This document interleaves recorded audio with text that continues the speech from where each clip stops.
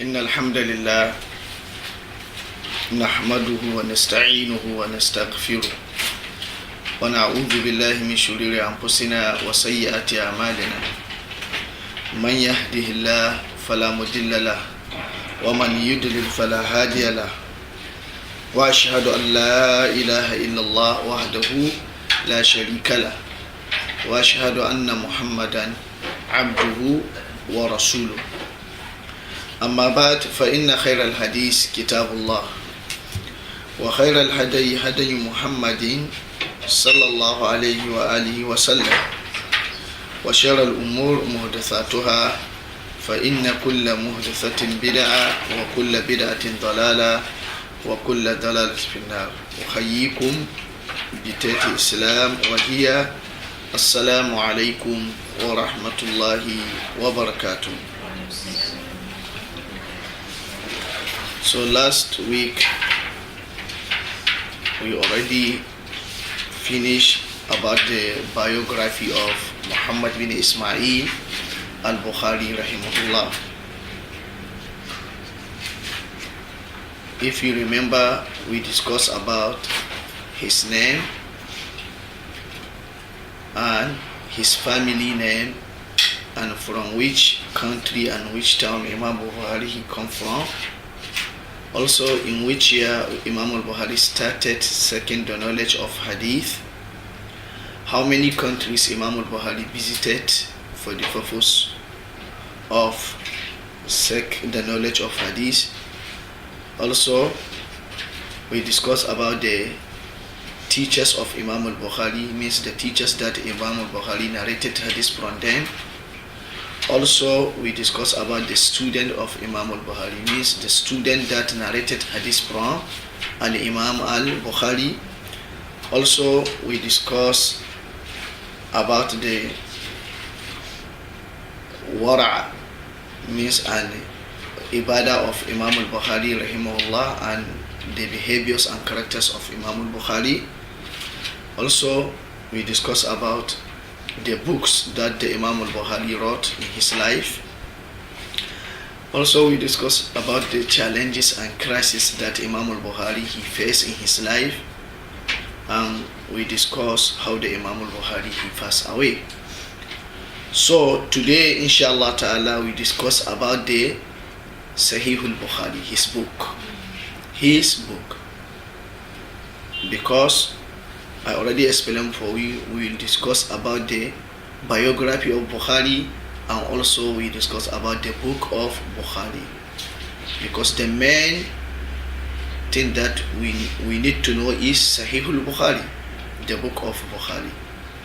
So today, inshallah ta'ala, we discuss about the real name of Sahih al-Bukhari, because many people they didn't know the real name of Sahih al-Bukhari, just said Sahih al-Bukhari.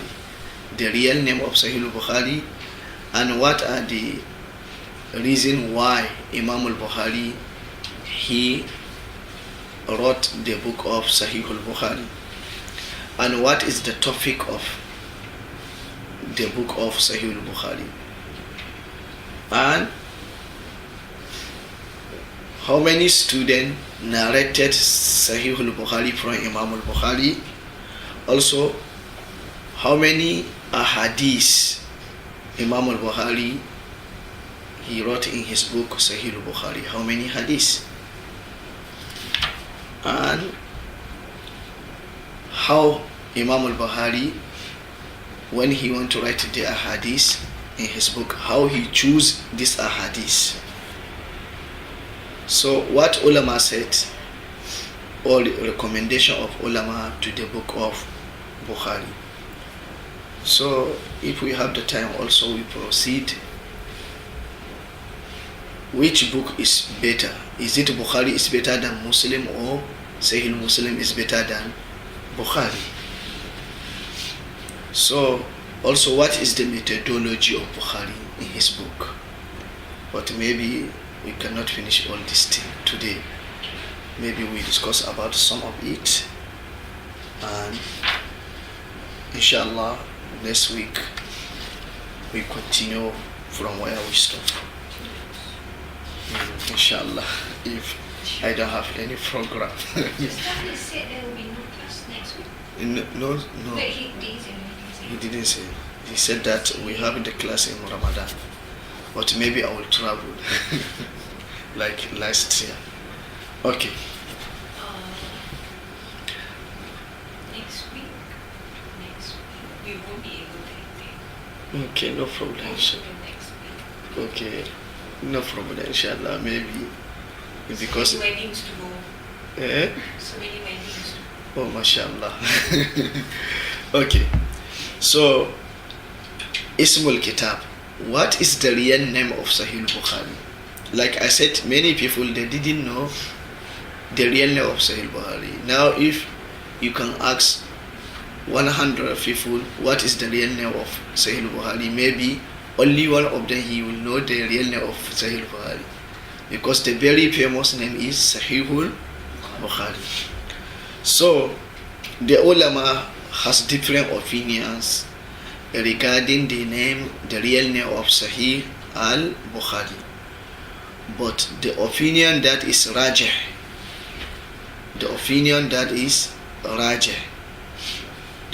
that Ibn Hajar al-Asqalani rahimahullah in his kitab Hadith Yusari, he said the opinion that is rajih regarding the name of Sahih al-Bukhari is al-Jami' al-Sahih al-Musnad min hadith Rasulullah sallallahu alayhi wa sallama wa sunanihi wa ayyamihi. I will repeat. Al-Jami' al-Sahih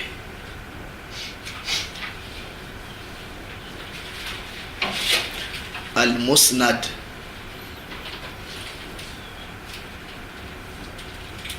min hadithi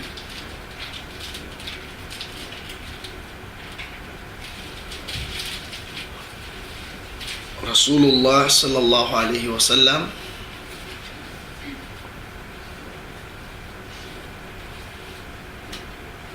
wa sunanihi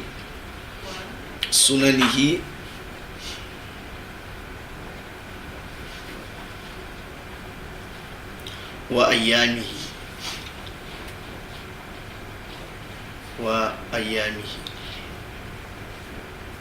So this is the real name of Sahih Sunnah mina Sunnah. Yes, sunanihi wa ayyamihi. Okay, so this is the real name of Sahih al-Bukhari.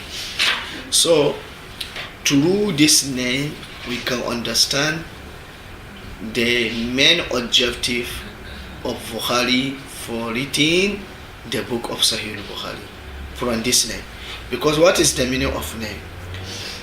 Bukhari said al-Jami'. If we said al-Jami', means the book that consists all the chapters of Islam, all the chapters of knowledge. So this show for you that Sahih al-Bukhari, you can find the chapter of Salah, Kitab al-Salah, you can find the chapter of Kitab al-Siyam, you can find the chapter of Kitab al-Hajj, Kitab al-Wudu, also Kitab al-Iman, also Kitab al-Tawheed, also Kitab al-Tafsir, also Kitab al-Nikah, also Kitab al-Buyu. All the chapters that have a relationship with the Islamic knowledge, Bukhari, he tried to bring that in his book. So this is the reason why he called that book al-Jami'. If we say Jami', means something that consists everything. Yes. So this is the reason why he named the book al-Jami'.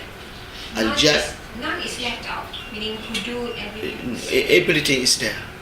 Not only ahkam al-wudu, salah, not only ahkam. It's not limited to ahkam. It's limited even the tafsir.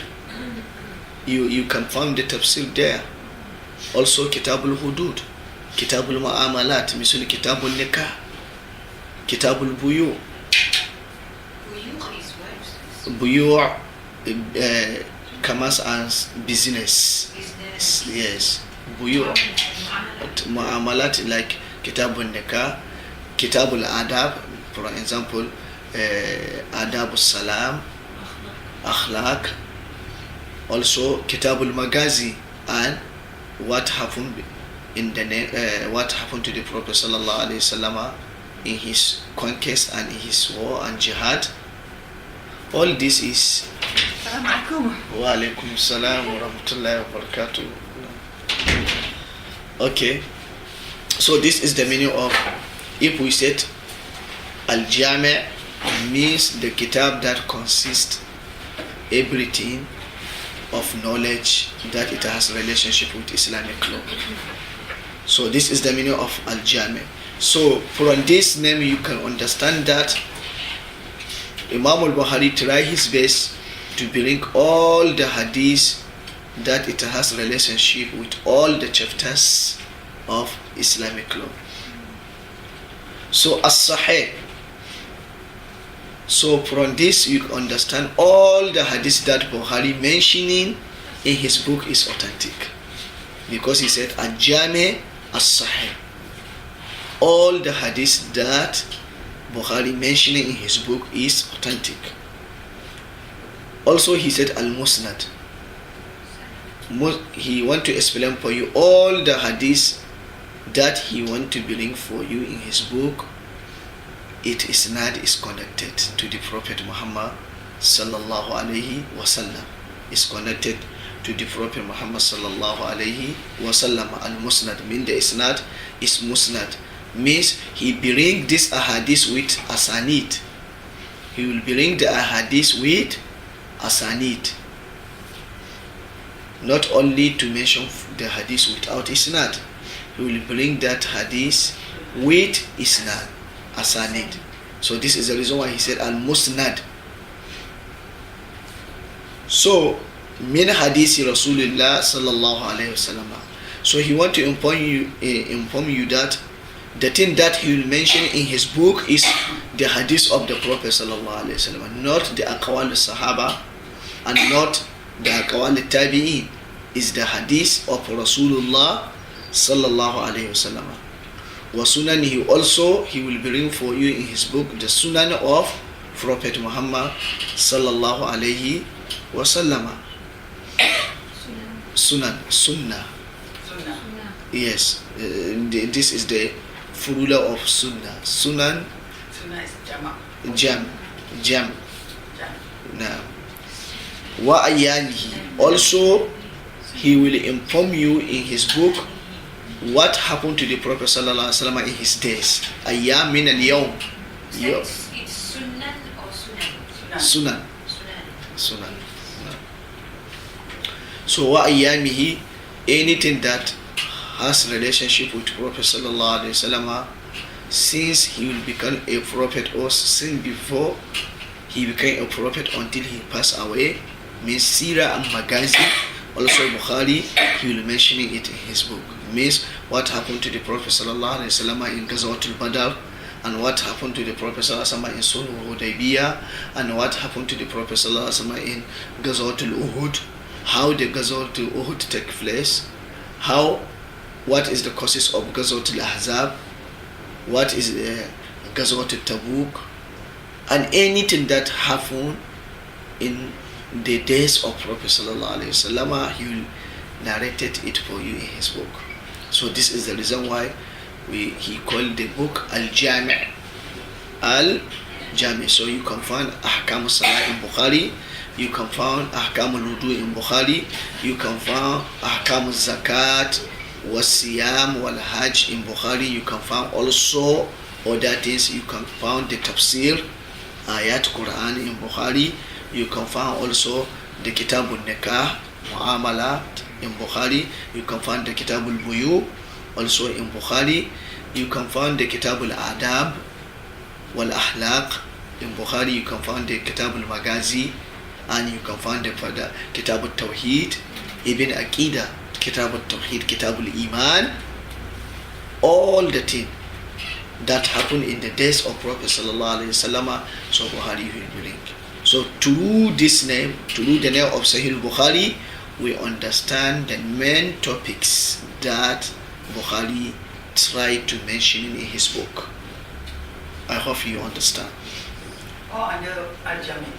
Yes, because the real name of Sahih Bukhari is Al-Jami' As-Sahih Al-Musnad min Hadisi Rasulullah sallallahu alayhi wa sallama wa sunanihi wa ayyami. So it's very important to memorize this name. You mentioned about Sirah.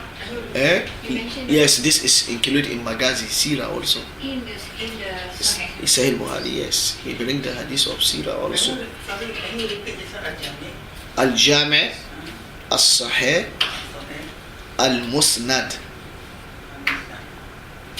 min Hadisi Rasulullah sallallahu alayhi wa sallama wa sunanihi wa ayyamihi wa sunanihi wa ayyamihi What ayat? ayyamihi.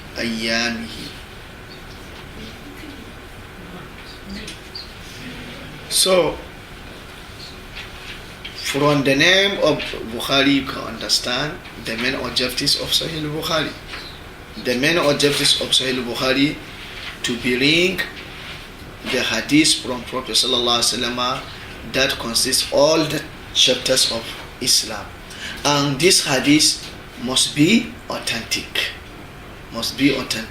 and this hadith he will bring it with asanid, with isnad, not just he said qala Rasulullah sallallahu alaihi wasallam. He said haddasana, for example, he said haddasana al-Humaydi qal haddasana Sufyan qal حدثنا يحيى بن سعيد الأنصاري قال أخبرنا محمد بن إبراهيم التيمي أنه سمع علقمة بن وقاص يقول سمعت عمر بن الخطاب رضي الله عنه على المنبر يقول سمعت رسول الله صلى الله عليه وسلم يقول إنما الأعمال بالنية. This is a discipline. This is not. Yes, so he will bring for you the hadith with it's not. Yes, all the Bukhari he will bring the hadith for you with asanid. Okay. You remember the hadith. Okay. ويقال له جامع الصحيح. Some people call the book if they want to summarize the name, just call Al-Jami' As-Sahih. This is in the terms of summarization. Al-Jami' As-Sahih. Also, opinion of Ibn Hajar. Or be summarized. No, the ulama they call, yes, if they want to summarize the book, yes, title, because it's a long one, just they said Al-Jami' As-Sahih. And but the very famous name is Sahihul al-Bukhari, and not As-Sahih, Sahihul Bukhari. Sahihul Bukhari. This is the very famous name. Many common people, they know only Sahihul Bukhari, but the ulama, if they want to summarize the name, just they said Al-Jami' As-Sahih. But the long name, Assalamu alaikum. MashaAllah, How are you? long time. Allah stop. Sheikh Ahmad. Okay. So this is the real name of Sahihul al-Bukhari. The ulama, if they want to they summarize them, and they say Al-Jami' As-Sahih. And but the name that is very famous with common people is Sahihul Bukhari. But the real name of Bukhari that Imam al-Bukhari he given to his book is Al-Jami' As-Sahih al-Musnad min hadisi Rasulullah sallallahu alayhi wa sunanihi wa ayyamihi. So this is the real name that Imam al-Bukhari given to his book.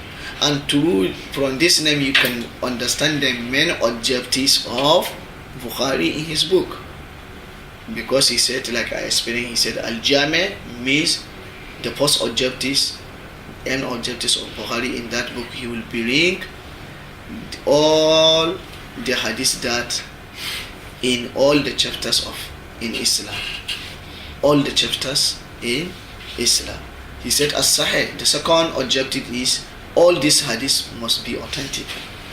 Al-Musnad, also the third objective is he will bring this hadith with asanid min hadisi Rasulullah sallallahu alayhi wasallam, and all this hadith is not from Sahaba or from Tabi'is, is from Prophet Muhammad sallallahu alayhi wasallam. Wa sunanihi wa ayyamihi. Also he bring all the sunnah of the Prophet sallallahu alayhi wasallam in his book with the authentic isnad. Also wa ayyamihi.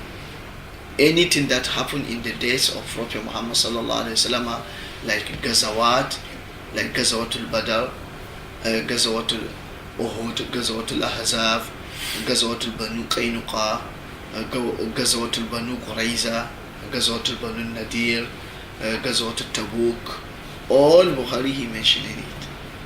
Also the Fada'il Kitabul Iman, Aqidah also inside the Bukhari, Kitabul Tawheed also Fada'il Sahaba, Mu'amalat Nikah, Buyu, Summa Adab Aida, Masalan Silatul Rahim, Ifsha'us Salam Bayna Nas. All this Bukhari he will mention it in the book. So this is the aim or the objectives of Bukhari. So now Al-Ba'isu ala ta'alif Jami' Sahih. What is the reason? The reasons why Imam al-Bukhari he wrote this book, Sahih Bukhari. Because if you want to write anything, maybe you have the reason. Now if I want to write any book, maybe I have some reason why I want to write that book. So what is the reason that lead Imam al-Bukhari to write Sahih al-Bukhari? So the ulama, they mentioning three reasons why Imam al-Bukhari he wrote the kitab as-Sahih al-Jami', as-Sahih al-Jami'. So the first reason, the ulama said, the reason why Imam al-Bukhari he wrote the kitab as-Sahih al-Bukhari, because in his era the people, many people, they spread their hadith from Prophet sallallahu alaihi wasallam, and they spread their hadith from Prophet sallallahu alaihi wasallam to common people, and the common people, they cannot differentiate what is authentic and what is weak. So for this reason, Imam al-Bukhari he writes Sahih al-Bukhari, just he mentioning authentic hadith only, in order to present this book to the common people so they can use authentic hadith in each chapters in Islam. So the first reason is Ragabatu fi tamyiz al-hadith sahih and al-da'if. The first reason why Imam al-Bukhari he wrote the Kitab al-Bukhari, in order to differentiate between authentic hadith and the weak hadith. So this is the first reason.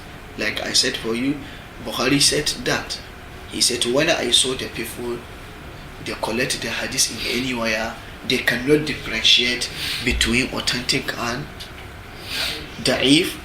So I make my mind to write a book that consists only the authentic sunnah of the Prophet ﷺ in each chapter in Islam. So for this reason, Bukhari said, I started writing the Sahih al-Bukhari. So this is among the reasons. Yes, first reason why Imam al-Bukhari he wrote the book, especially for example now in our era.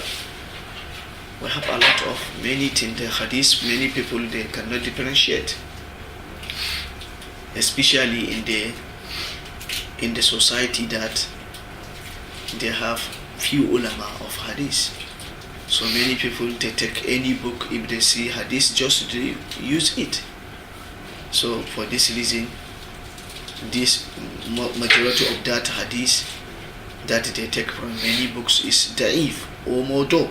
So from this issue, from this reason, this hadith that they apply in their daily work lead them to the bid'ah, because among the causes of bid'ah in the society, use the hadith da'if or hadith modu, because if the hadith da'if, somebody narrated a ibadah in hadith is da'if or hadith modu, so this ibadah is not really from Prophet Muhammad sallallahu alaihi wasallam. So what we know that only Prophet sallallahu alaihi wasallam, he's the one, only he will say this is ibadah.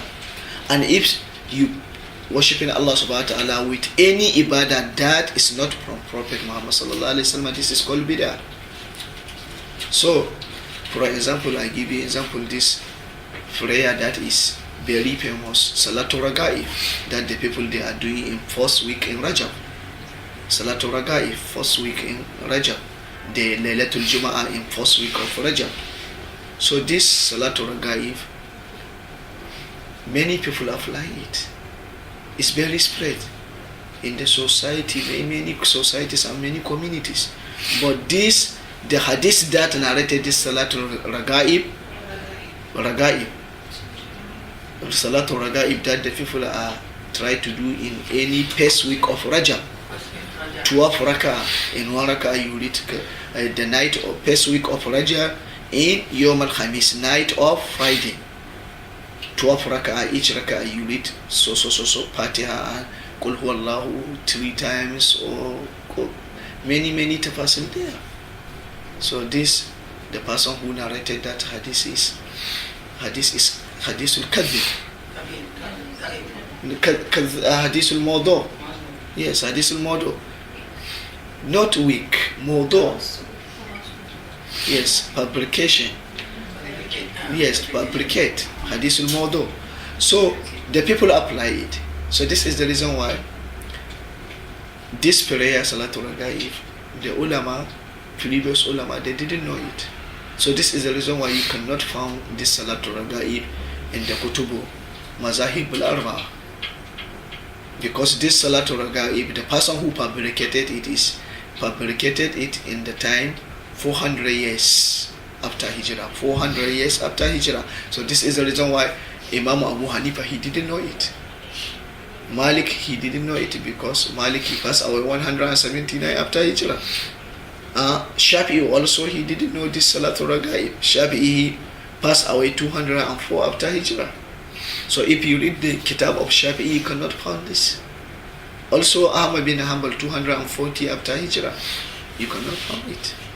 Also Sufyan al-Thawri, you cannot find this in his mazhab. He passed away 161 after Hijrah. But do we have it here? Some places. Huh? Some places. Some places. So this is the reason why if you read the Kitab al-Mawdu'at li Ibn Hajar, li Ibn al-Jawzi, wa Tabyin al-Ajab li Ibn Hajar, already mentioned all this hadith is mawdu'. So this is the reason why, among the reason why, so it's better in each society if somebody, Allah subhanahu wa ta'ala bless him with ilmu al-Hadith, he try his best, he know what are the books his people are reading always. So he try to read that books. If this book mentioning many hadiths, he try his best to differentiate between authentic hadiths from that book and the hadith that is not authentic. For example, here in Malaysia, we have so many books that is very famous that many people are reading in masjid, in halaqat in masjid. So if Allah subhanahu wa ta'ala bless you with the knowledge of hadith, try your best to get this book and read it. And pick all the hadith in that book and go and study that hadith in order to differentiate the authentic and non-authentic. So this is the reason why many my students, if they want to write the project for Sana Rabia, if you are in fourth year, they have to write a project. So last year and this year I supervise him. Maybe last year I supervised him 13 students. 30? Yes, 1 3. Yes, this year maybe 11. So all, if they come to me, which topic or stars you advise me to write, I will say for them, go and try to find the books that the people of Malaysia are reading always in the masajid, in the halakat ilmiya, in madaris. So bring the book for me. After they bring the books, I say to go and try to pick out all the hadiths in that book. So they try. Sometimes we can get 100. For last semester, last year, one student, he picked more than one book that is very famous in Malaysia in many halakat and masajid. So he, yeah, What book is that? is something like kitab. This one kitab for Dawood Fatani or something like that. Oh. Yes. It's in Follow Malay. pasal Yes, I did in Jawi. In Jawi. tak kuning. Yes, in Jawi. Many books. So they bring this book. We pick the hadith. So I take some of hadith, I give it to him. So I help him, the student. We do takhrij for the hadith. We differentiate the authentic and non-authentic. Last year, almost 4 students. I do that for them. This year also, some students I give to get another books. Now 2 students, 3 students, they got another books that is in Malaysia also, many people of Malaysia. But most of this book in Jawi. What is the findings, Ustaz? From the kitab by the Fatah? Yes, this one we found maybe I think up to 40 hadith. Da'ifun jiddan. Yes, da'ifun jiddan. Also 10 hadith I think is da'if. I think 15 to 17 hadith mawdu. And the rest sahih. The rest, if I say sahih, means hasan and sahih. There is about how many number? Almost 100 hadith. 100 total.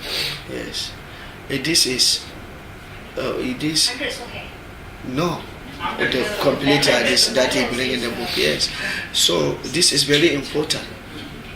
This is the reason why my Sheikh Ahmad is better to do that also. Yes, you try to do that. It's very important in order to help your society. It's better to bring some books. If maybe I will help you. You bring the books that is that the people of Malaysia always reading that books. You try to pick out the hadith. So I will help you to do takhrij on it. After we do, you can publish it to give the people in the masajid to read, to understand this is the authentic and this is not authentic. This is very good. So this is the reason why now I am writing in one book the hadith, a hadith that is very famous in Malaysia. So now almost get 140 hadiths. So I already finished takhrij on it. 140. No. Yes, but most of them are the Ibn Jiddan. Yes, the hadith that is very famous in Malaysia. So if Sheikh Ahmad, you can do that, I am ready inshallah to help you. To bring some book, to pick some hadith, maybe in Jawi and everything, or the books that they wrote in Bahasa Malayu, that they bring some hadith inside. Try pick it and bring it to me in the paper. So we try to find their origin in Arabic language, then we can do takhrij for it. So after we do, I write in Arabic, so I can sit together with you and we translate it in Malay, so the people can benefit. Inshallah. So this is the reason why Imam al-Bukhari, he wrote the Sahih Bukhari, in order to differentiate between the authentic hadith and the hadith that is not authentic. So for this reason, he write Sahih Bukhari that is only authentic hadith in order to present this book to his society. That means that in his compilation of hadith, there are also not sahih ones. In his era, you mean that? His compilation in his possession. Yes, he have. Imam al-Bukhari said that I memorized 100,000 hadith authentic and 200,000 hadith unauthentic.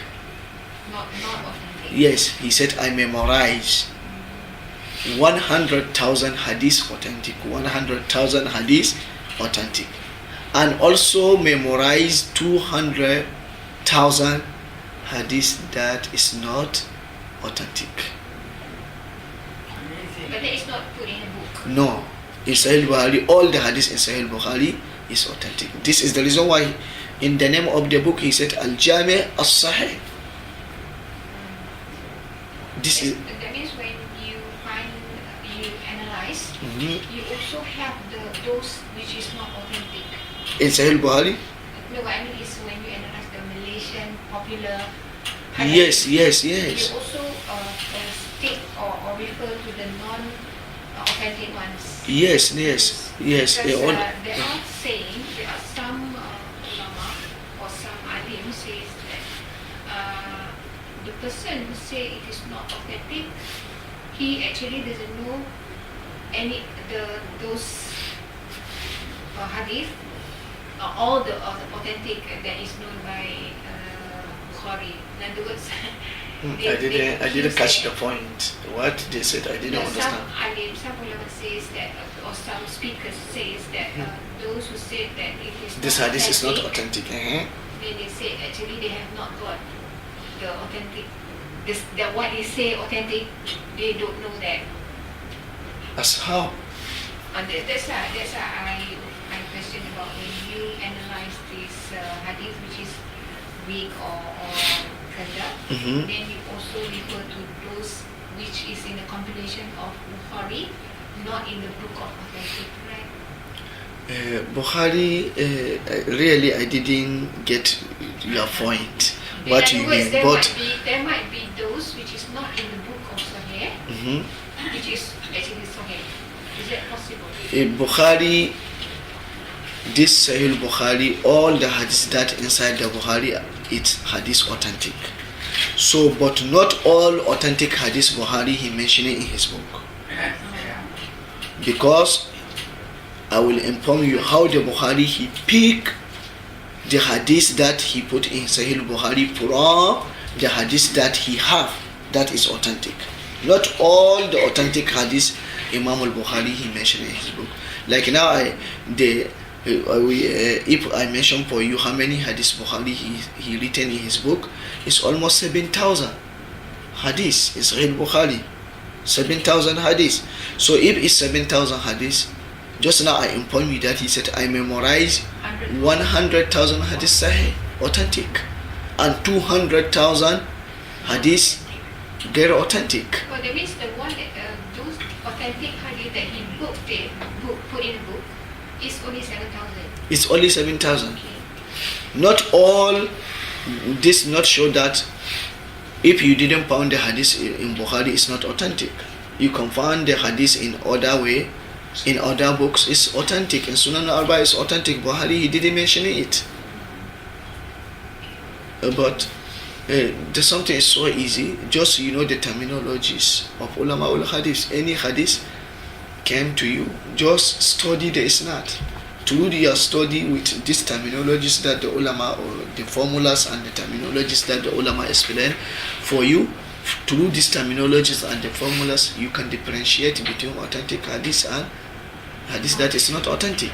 If you compile all Bukhari books, Bukhari wrote a lot of books, Sahih Jami', Adab al-Mufrad, No.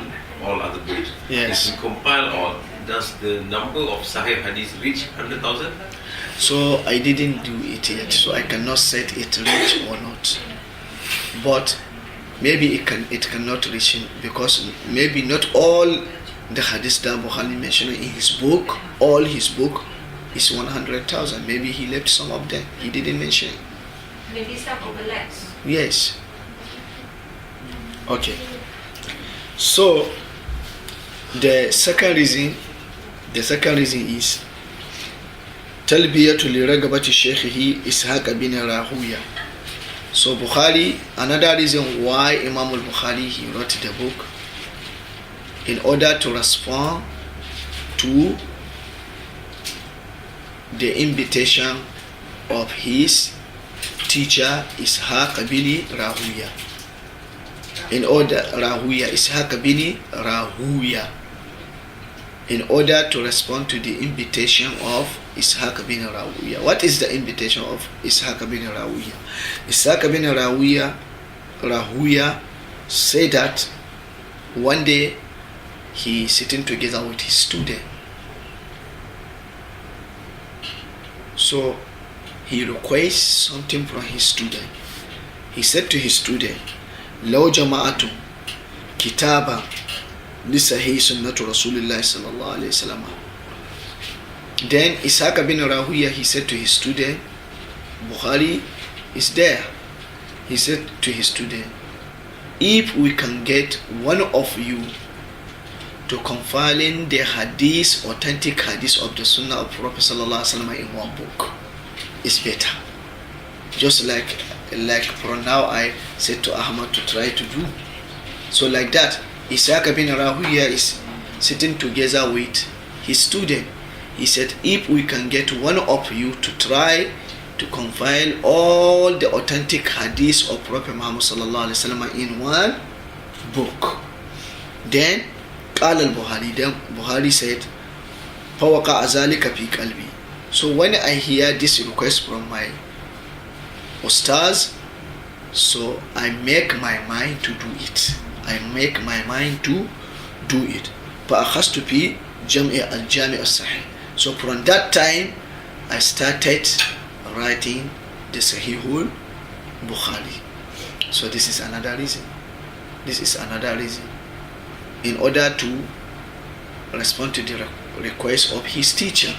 His teacher, one day, Ishaq bin Rahuya, he said, if we can get one of you, he tried to compile all the hadiths of Prophet sallallahu alaihi wasallam authentic in one book.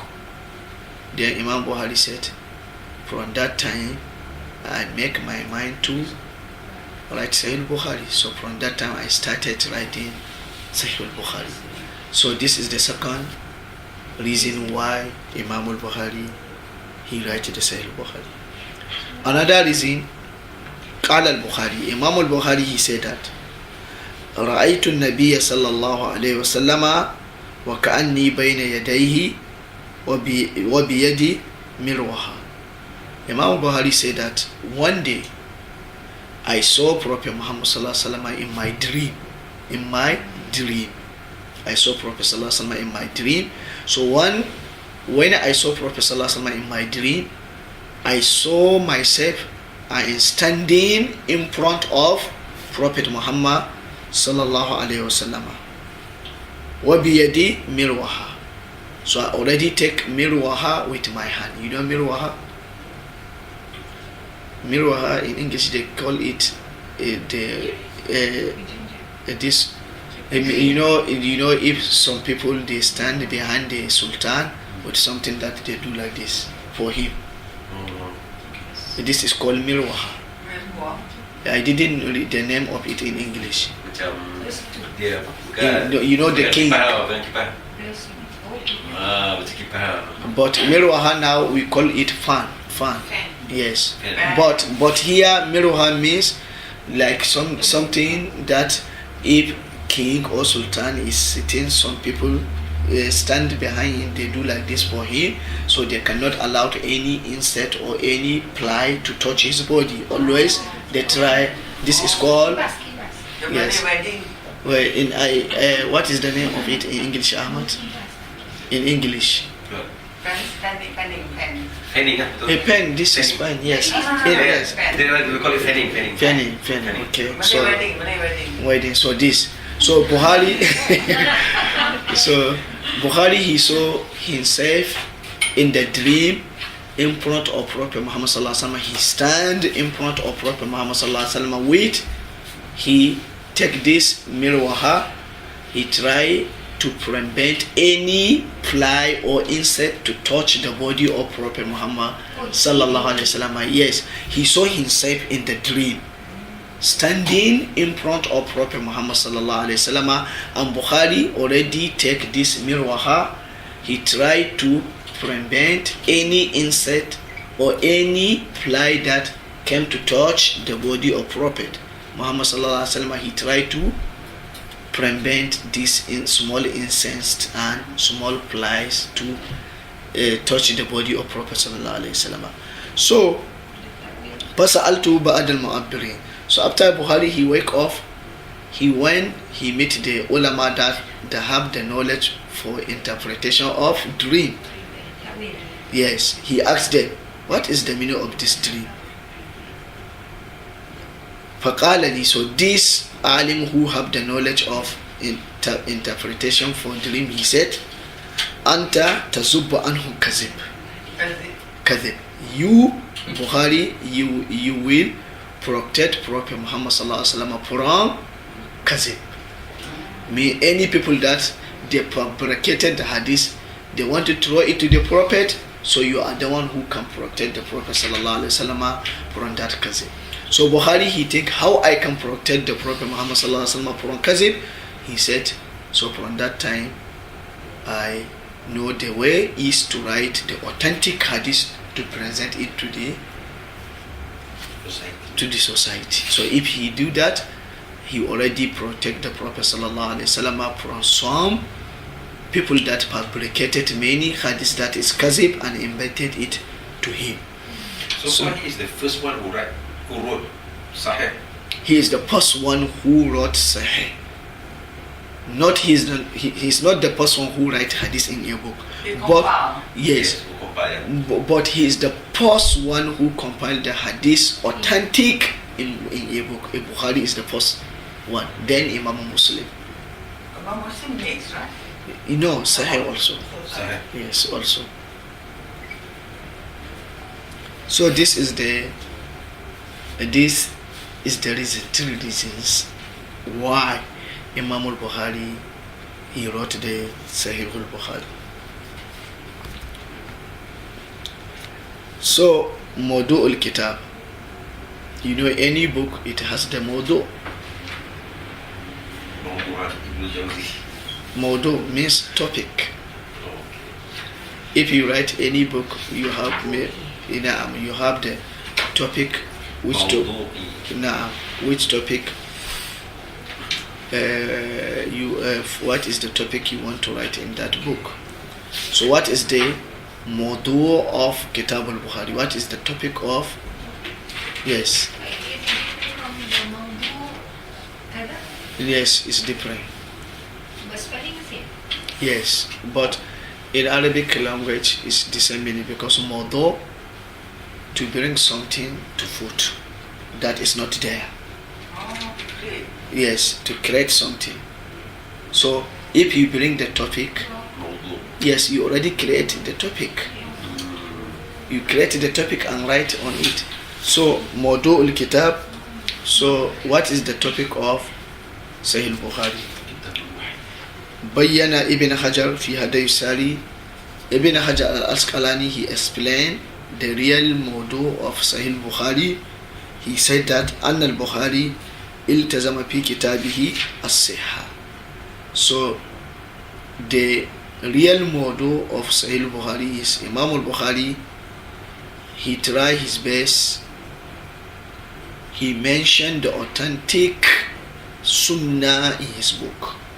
So the Mawdu of Imam al-Bukhari, the first Mawdu of Imam al-Bukhari is to mentioning the authentic Sunnah in his book. So for this reason, وَأَنَّهُ لَا يُورَدْ فِيهِ إِلَّا حَدِيثًا صَحِيحًا. So this is the reason why he didn't bring any hadith in his book, only the hadith that is authentic. He didn't bring any hadith in his book, only the hadith that is sahih, authentic hadith. وَهَذَا أَصَلْ مَوْضُوعِهِ. So this is the real mawdu of Imam al-Bukhari, of Kitab al-Bukhari. So the real mawdu of Sahih, the real topic of Sahih al-Bukhari is Bukhari, he take promise that any hadith that he will bring in his book is authentic. Alhamdulillah, he already fulfilled that promise. So for this reason, all the hadith that Imam al-Bukhari he mentioned in his book is authentic. Hadith is authentic hadith. The 7,000? The 7,000? Yes, 7,000. All of it is authentic hadith. وهو مستفاد من تسميته إياه. Ibn Hajar said that why we say this is the topic of this kitab, because if you look at the name of Sahih al-Bukhari, you can understand the real topic of the kitab, because he said al-Jami' al-Sahih al-Musnad min hadithi Rasulullah sallallahu alayhi wasallam wa sunanihi wa ayanihi.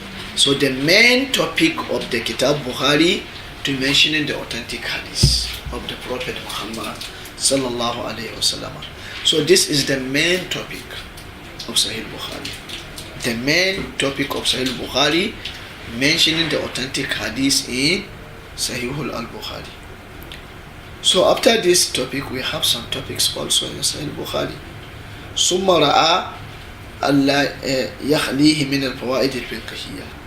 Also another topic that Bukhari try his way to mention is Masail Fiqhiyya from the hadith. He bring the hadith in order from that hadith he can bring the hukum of fiqh from that hadith. This is another topic. Not only Bukhari just mentioning the hadith like this only, no.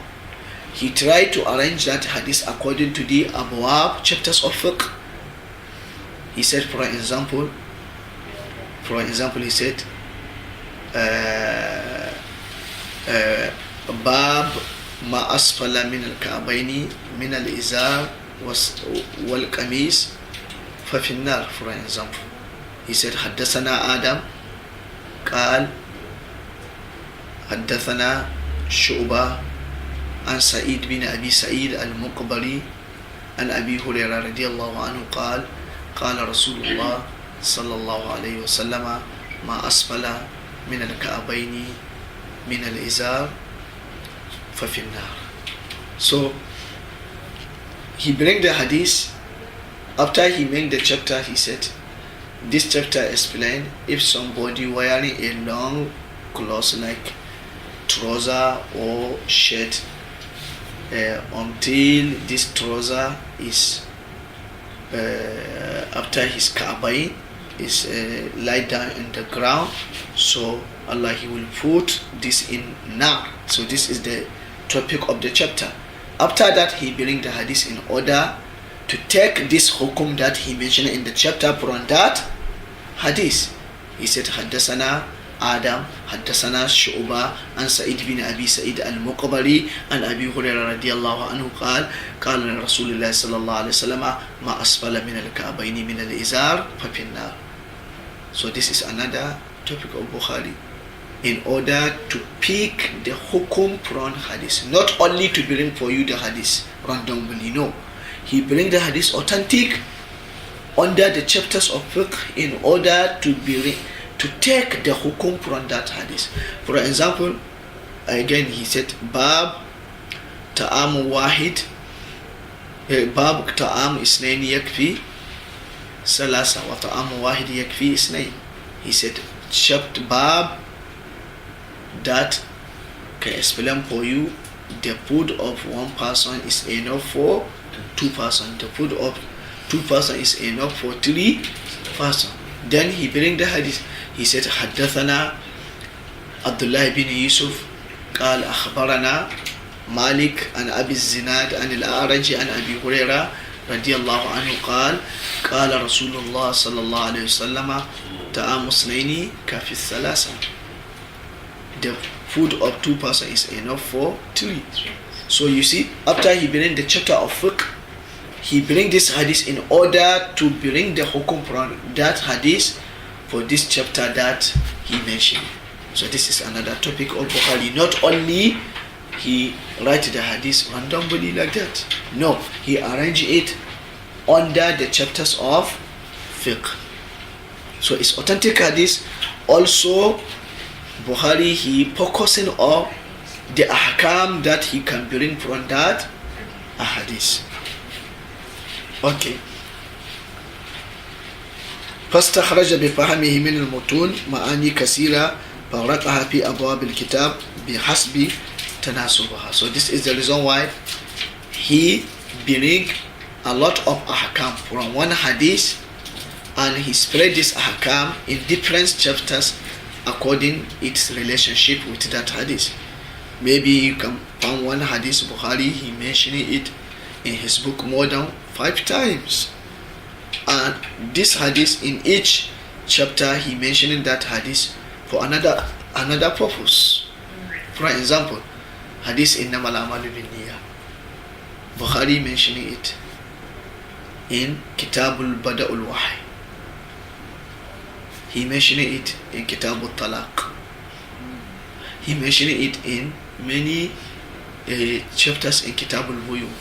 He mentioned it also in Kitab and Nikah. He mentioned this hadith in Kitabul Hiyal. And he mentioned it under different chapters according its relationship with that chapter. So not only Bukhari he bring for you the hadith just to know this hadith is authentic. No. But this is the main topic, to mention for you authentic hadith. But it's not only this the topic of Sahih Bukhari. Also another topic in order to bring the hukum ahkamul fiqhiyya from that hadith. In order to know this is the what prophet he do. This is the hukum of kaza. So before he bring the hadith, he mentioning the hukum in the chapter. Then he bring the hadith in order to show for you this hukum that he mentioning in this chapter. He already take it from this hadith. So this is the reason why the ulama said fiqhul Bukhari fi tarajumihi. If you want to know the opinion of Bukhari in any mas'ala in fiqh, just read the title of the chapter.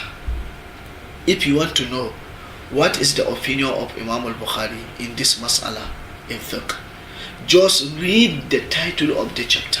So what he mentioned in the title of the chapter, so this is the opinion of Bukhari. So after he mentioning his opinion in the title of the chapter, then he will bring the hadith in order he inform you this opinion that he choose is from this hadith. I hope you understand. So if you that means this Sahih Bukhari have plenty of volumes. Yes, almost 4 or 3. Yes, but we have some one that compile it in one book. Yes, Mukhtasar.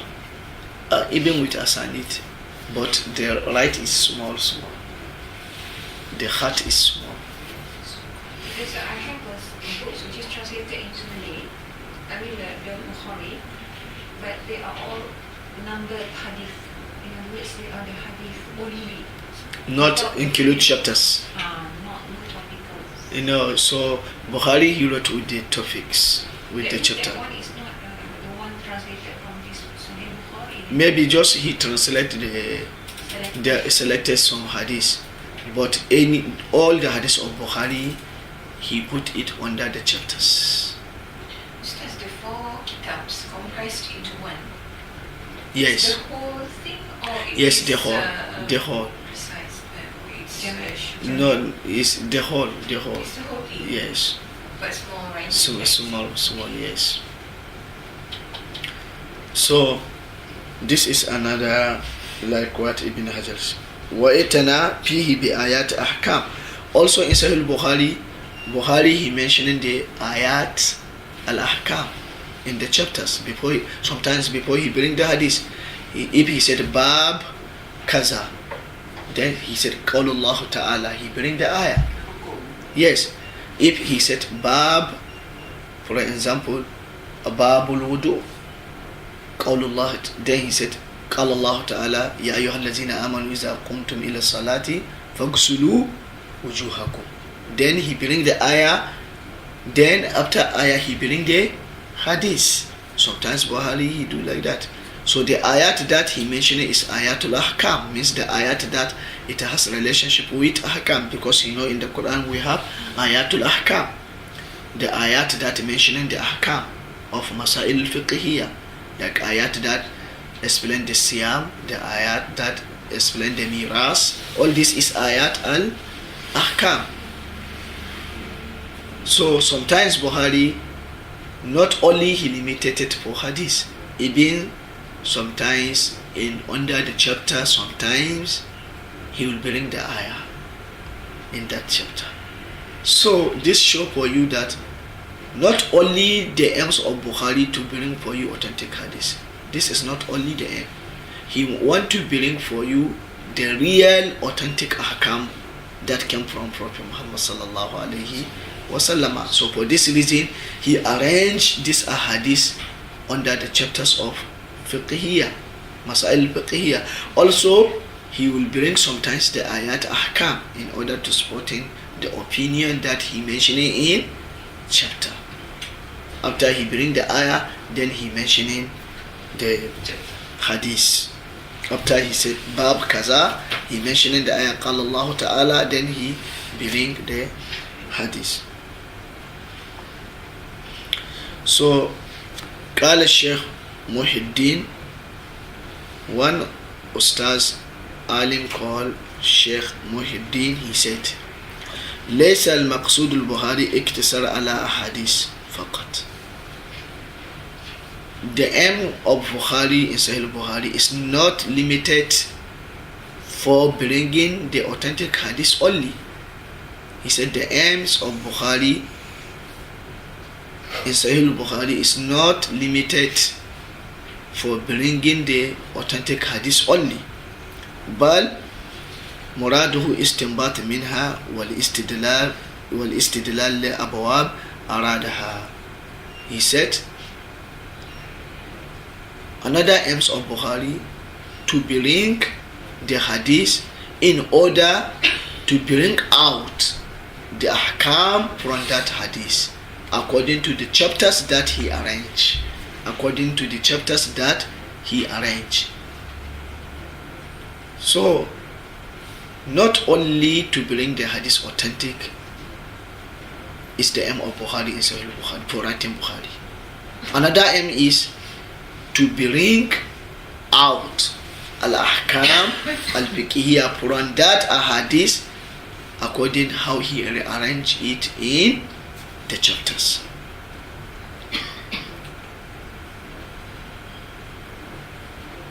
So this is the reason why sometimes Bukhari he bring the hadith without isnad in the chapter.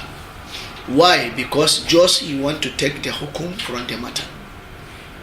Sometimes we can discuss about this issue because according to the name of Sahih Bukhari and Musnad, he bring all the hadith with asanid.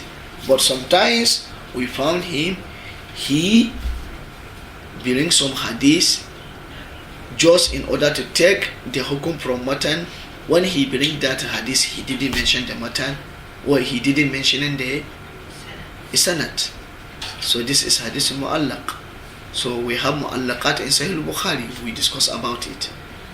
So why this Ustaz said that here, he want to show for you that the aim of Bukhari is not limited only to bring for you authentic hadith.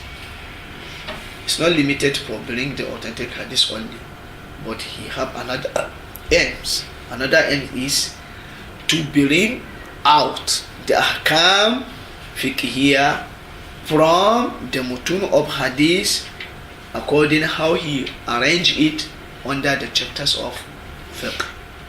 So this is the reason why sometimes Because of this aim, sometimes just he bring the hadith under the chapter without sanad, just to bring the ahkam from that matter. How does fatwa differ from akta? Fatwa. Like From the mufti, they come out with certain fatwa. So it differs from the ahkam that is... yes, fatwa, to ask somebody something, hukum of something else. He said maybe this is halal or this is haram, and he bring the evidence from Quran and Sunnah in order to explain for you this is haram or this is halal. So this is fatwa. Whereas what is done by Bukhari is actually to bring out the ahkam from that hadith. Yes. Yes, this is what Bukhari he do. Fatwa, it will be if somebody asks you. So it's come here to what people say is a fiqh Bukhari. Fiqh Bukhari. This is the reason why some ulama they call Bukhari also faqih. Yes. Mujtahid faqih. They call him. Some ulama had even called Bukhari, he have the mazhab al-Bukhari.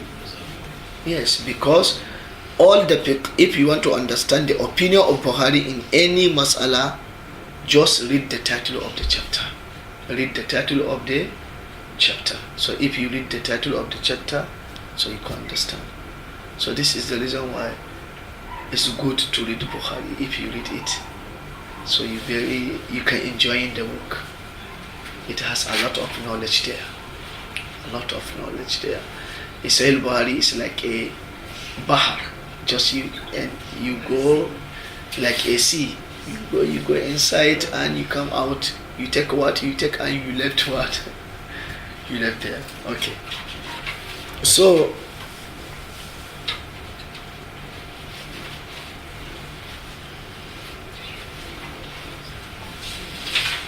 this is the main topics of Sahih Bukhari. The first one, I said the main topic is to bring the authentic hadith.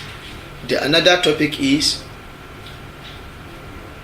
to not only to bring the authentic hadith, also to bring out the ahkam from that hadith according to the chapters that he arranged, according to the chapters of fiqh that he arranged. So now Ruwat al-Jami' al-Sahih and al-Bukhari. So who narrated Sahih al-Bukhari from Imam al-Bukhari? The student of Bukhari, not all the student of Bukhari narrated Bukhari from Bukhari. Not all the student of Bukhari narrated Bukhari from Bukhari. So now we mention for you some student of Bukhari that narrated Sahih al-Bukhari, this book, Sahih al-Bukhari from Bukhari. The very famous student who now the Sahih al-Bukhari that we have now is from his Ruwaya. From his Ruwaya, the student, the Bukhari that we have now with us, or the many Sahih Bukhari that majority of the copies of Bukhari that we have, majority of it in this world now is from the Ruwaya of this student, is Muhammad bin Yusuf bin Matar al-Pirabari. Muhammad bin Yusuf bin Matar Mim Tara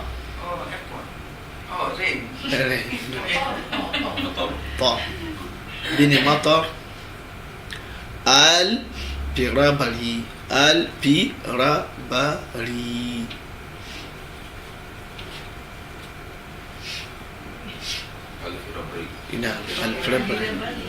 Now, so this is his Ruwaya is the very famous Ruwaya. His Ruwaya is the very famous Ruwaya. He narrated this hadith, he narrated Sahih Bukhari completely from Bukhari. So my isnad of Bukhari that I have is from Muhammad bin Yusuf. Yes. Yes, then my isnad that I have to Imam al-Bukhari is from Muhammad bin Yusuf. So Rabri is in Uzbek, is it? Probably, actually I didn't know probably in which country now. So also we have another student who narrated Bukhari from Bukhari, Abu Talha Mansur al-Bazdawi, Abu Talha Mansur al-Bazdawi, Bizza Izayune al-Bazdawi, al-Bazdawi.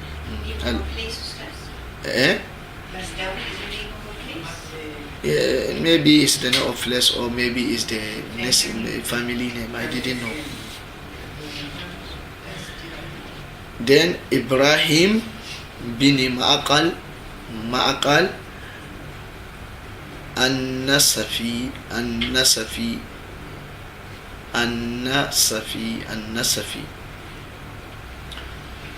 Ibrahim bin Ma'aqal An-Nasafi. There are 6, isn't it? Up to 7. Yes, 7. All students, okay? Student? We miss the famous student that narrated Sahih Bukhari from him. Not all his students. The student that narrated Sahih Bukhari from him. Then Hamad bin Shakir. Hamad bin Shakir. Hamad bin Shakir. Hamad bin Shakir. Hamad bin Shakir. Then Abu Zar Abdullah bin Ahmad bin Muhammad bin Abdurrahman al-Harwi. Harwi. Abdullah, Abu Zar Abdullah bin Ahmad bin Muhammad bin Abdurrahman al-Harwi.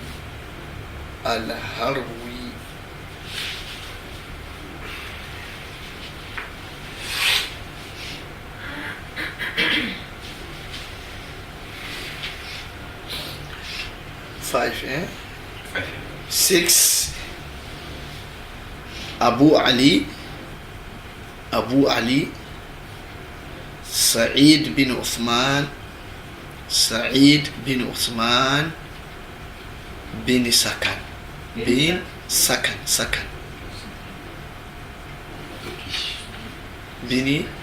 Sakan, Turkish name. bin Sakan. Sin Kaf Nun. Sakan. Bin Sakan. Abu Ali Sa'id bin Usman ibn Sakan. Then this is 6. Number 7, Abu Muhammad Abdullah bin Ibrahim al-Usayli bisad. Al-Usayli. From all the 7, we still don't know which one will remain with him until the last class. Yes, normally the last class, I will explain later. Yeah, just wait, I will explain. So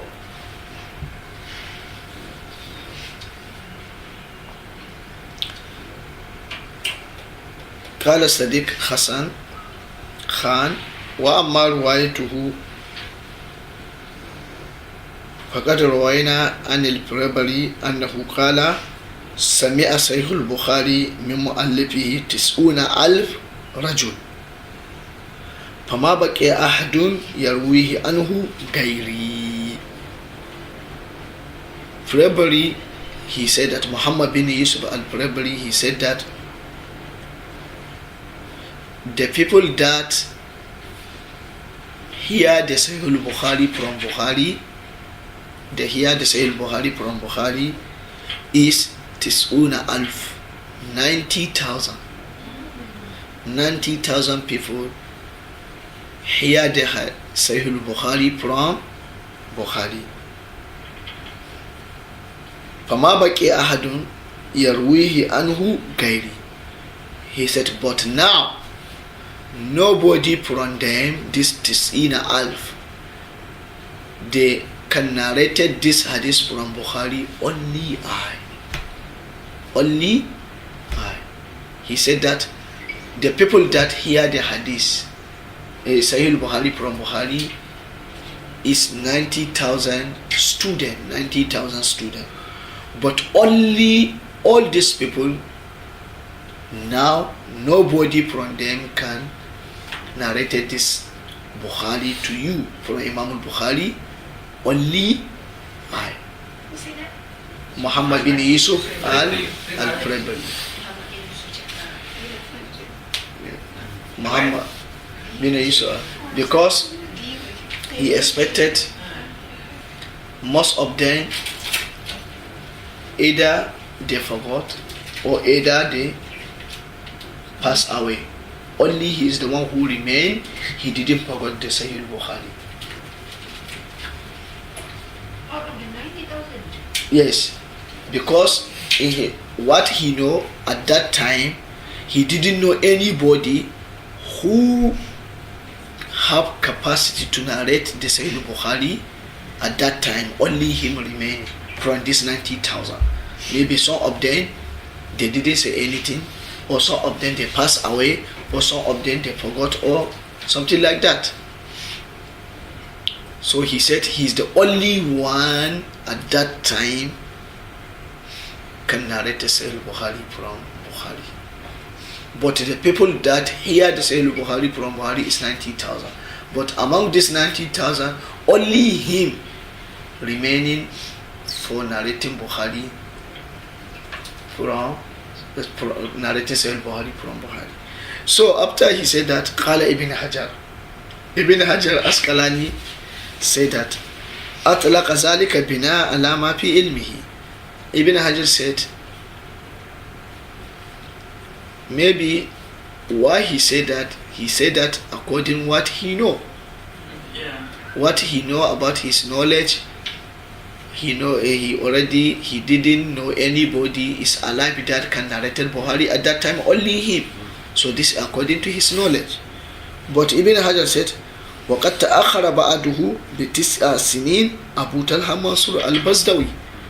But Abu Talha Mansur al-Bazdawi, he passed away 9 years after the Muhammad bin Yusuf al-Prabari passed away. 9 years after? Yes. Abu Talha Mansur al-Bazdawi, he passed away 9 years after Muhammad bin Yusuf al-Prabari passed away. So in his life also Abu Mansur, he explained the people Sahih Bukhari. So but Muhammad bin Yusuf al-Prabari, he didn't know that. Maybe he expected that he's the only one remaining, but actually he didn't know that Abu Talha also heard the hadith from Bukhari, and he explained to the people, and he passed away before Abu Talha with 9 years. 9 years. If I'm mistaken, Ibn Hajar got 3 isnad, is it? Yes. For Sahih Bukhari. Yes. He have the way of Abu Zar. He have the way of this one Mansur. Also, he have the way of Muhammad bin Yusuf al-Prabari. But in short, the very famous way for narrating Bukhari is from Muhammad bin Yusuf al-Prabari.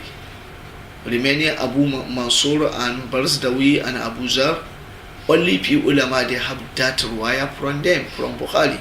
But majority of the ulama, if they narrated Sahih Bukhari, they narrated it from the way of Muhammad bin Yusuf al-Prabari. Like I said, for even my isnad to Sahih Bukhari is from the way of Muhammad bin Yusuf Probably. Muhammad bin Yusuf. Yes, Muhammad bin Yusuf and probably. So Ibn Hajar said, Abu Mansur, he is the last person who died from the people that hear the Bukhari from. Abu Mansur. Yeah, Abu Talha, actually Abu Talha Mansur al-Bazdawi. Ibn Hajar said he is the last person who passed away among the students of Bukhari that narrated Sahih Bukhari from Bukhari. He's the last person. He said that to who? His kitab. In his kitab Hadith Sali. Hadith. Yes, Hadith Sali, yes.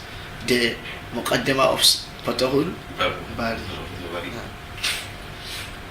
Kama jazama bihi Abu Nasr bin Makula. Ibn Hajar, he said the alim, the scholar who said that, and he said Abu Talha Mansur al-Bazdawi, he is the last person from the studio of Bukhari that narrated Sahih Bukhari from him. He's the last person who passed away.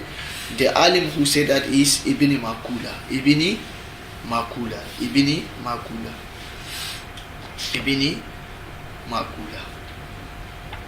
So Ibn Makula. So now adadu ahadith Sahih al-Bukhari, the numbers of the hadith in Bukhari. How many hadith Bukhari mentioned in his book?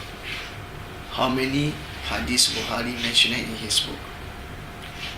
So وقد بلغت أحاديث البخاري بالمكرر سوى المعلقات والمتابعات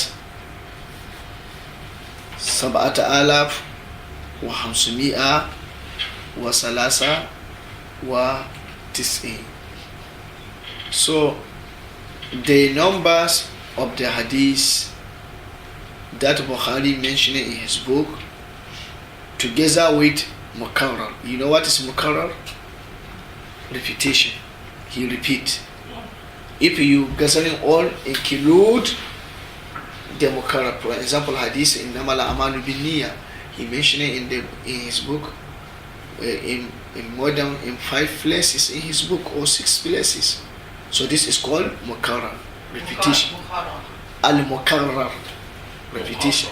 Now, mukarrar with repetition. So the numbers of hadith of Bukhari include repetition, or is not include mu'allaqat wal mutaba'at. Mu'allaqat means the hadith that the Bukhari mentioning without isnad, or the hadith that Bukhari mentioning in all for mutaba'at and shawahid. To not include mutaba'at and shawahid and mu'allaqat. Only the hadith that Bukhari narrated with isnad include mukarrarat, means the hadith that he repeat is 7,593 according to the numbers of hadith that Muhammad Fuad Abdul Baqi he wrote. Because Muhammad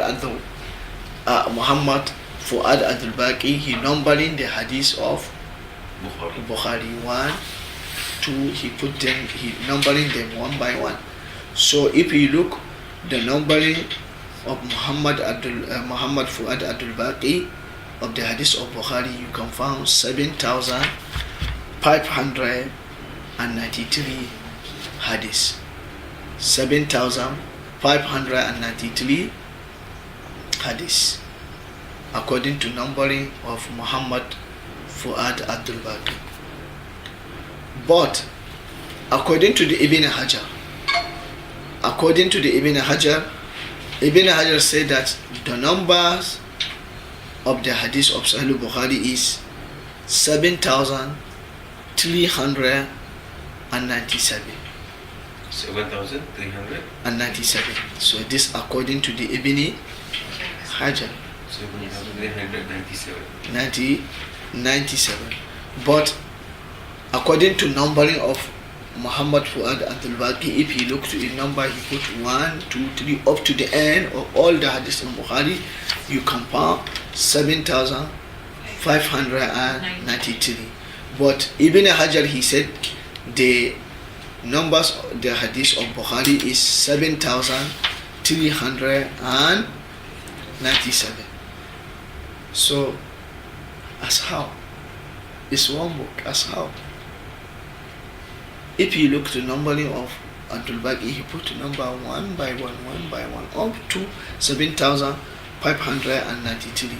But Ibn Hajar, he said the hadith is 7,397. The difference almost 196. 196. Almost 196. So, how the Ibn Hajar he reduced 196? Oh, we said how the Abdul Baqi he add 196. The repeat maybe is not from some are not counted. But it means that maybe Ibn Hajar, the hadith that is Bukhari repeated it, maybe he didn't count it. But Abdul Baqi he count all of it. No. Because Ibn Hajar he said the hadith of Bukhari with the numbers of hadith of Bukhari with repetition. Yes. So this is the problem. The difference is 196. A lot. It's not a few, little bit. It's 196. So either we said Abdul Baqi he add some hadith that if we say that is not correct, he didn't add anything. Or we said Ibn Hajar he reduced some hadith also, that is not correct because Ibn Hajar he didn't reduce anything. So why we get these differences? Can you try, Ahmad, maybe?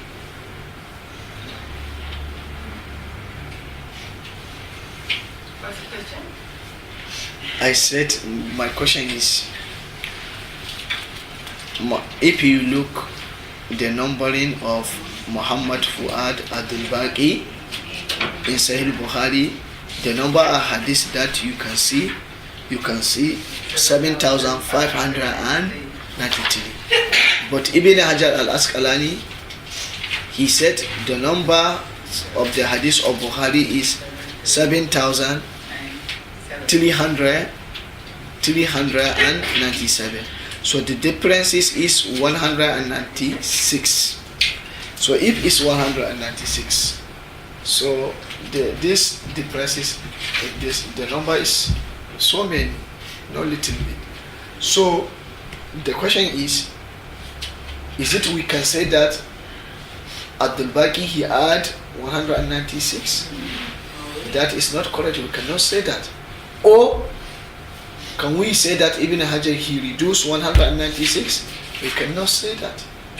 So what is the answer for these differences? So this is my question. The number. Yes, the repeat. Ibn Hajar also he already counting with the repetition. Maybe Muhammad al-Baqi counted together with some of the mu'allaq. No, he didn't. He didn't count with mu'allaqat and mutaba'at. He didn't. So what's the conclusion? So the conclusion is, you know that, if you read the Bukhari,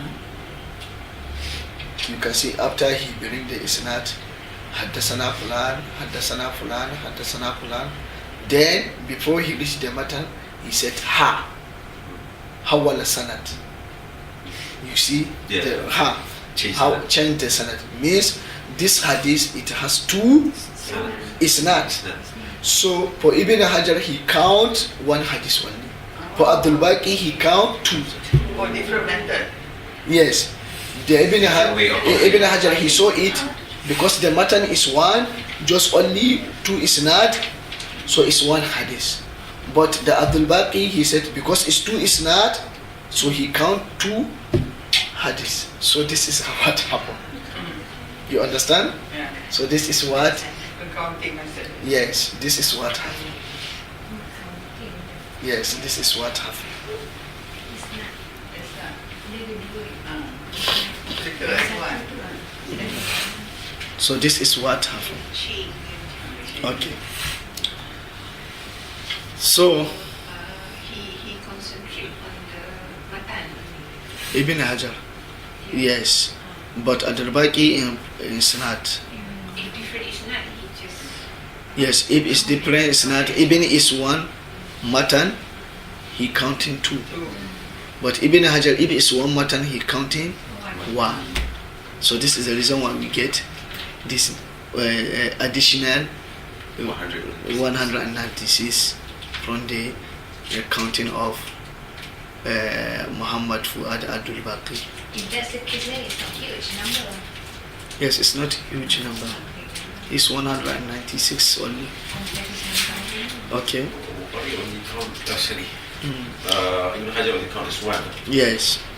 So the number of hadith mu'allaqat in Bukhari,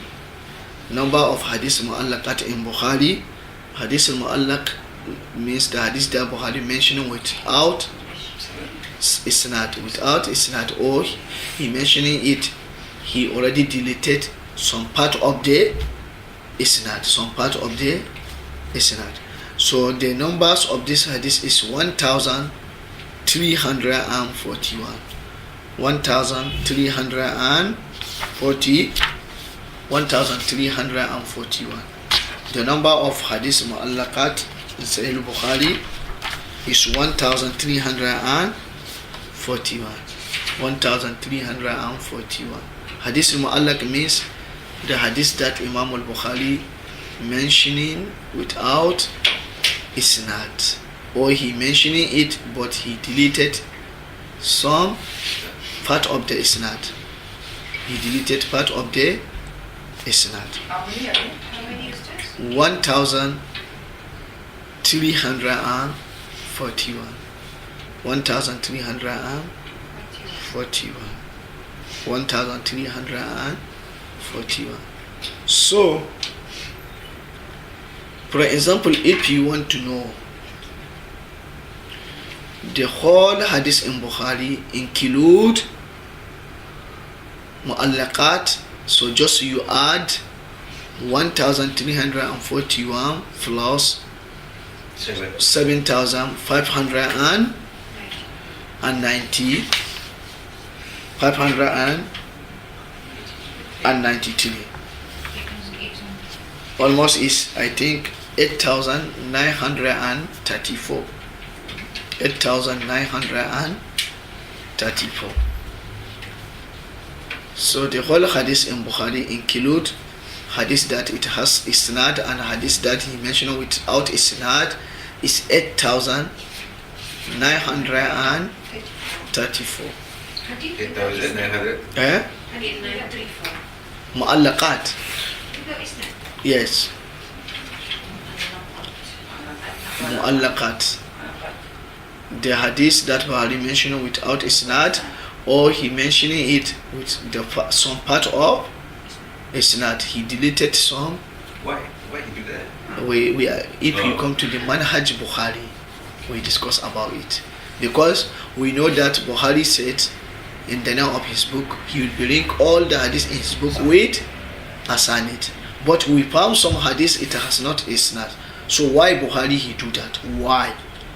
Because the main objectives of Bukhari to mentioning the hadith with is sahih with isnad. But this hadith mu'allaqat, he mentioning it almost 1,341. A lot. 1,300. So why Bukhari he do that? So in our next class in our next class we know what is the reason why Bukhari he did that. Yes, this is among the reason what he mentioned. Yes, okay. So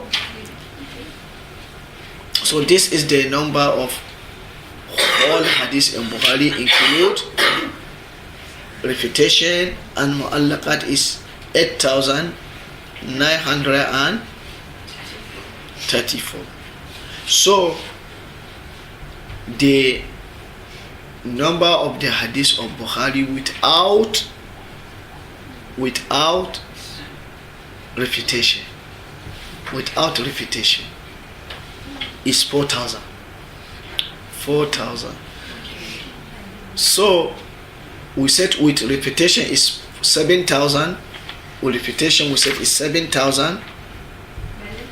7,593.